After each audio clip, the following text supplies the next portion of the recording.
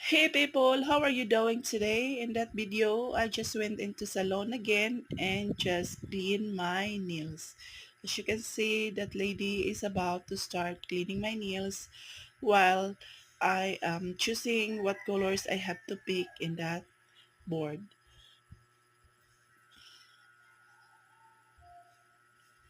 So we're just talking about the previous nails that I did. Still the same salon that I went before. And yeah, I'm still choosing what color I have to apply.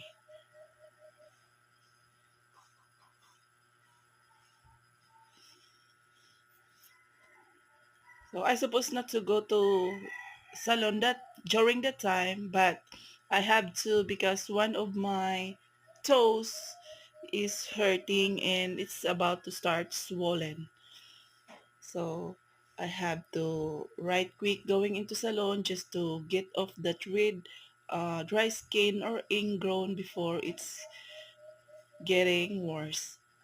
By the way, people, the other lady who just did my hands and the other one is who did my feet.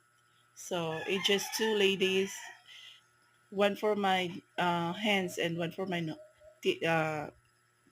And that's how the color I choose, people. It's so clean to look good.